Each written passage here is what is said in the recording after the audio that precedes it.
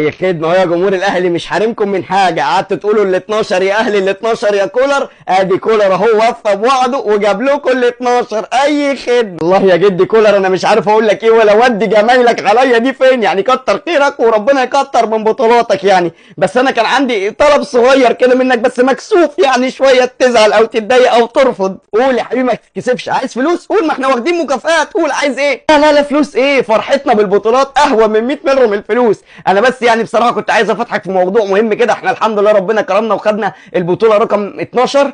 عايزين نشد حيلنا بقى وال 13 بقى. عايزين ال 13 يا كولر والنبي معلش. نعم، عايزين ال 13.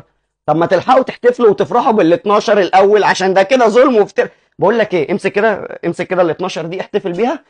السلام عليكم، انا ماشي. يا سامي لم شنطه هدومي. لسه جايبين لهم ال 12 بيقولوا لي عايزين ال 13. خدني يا سامي والنبي من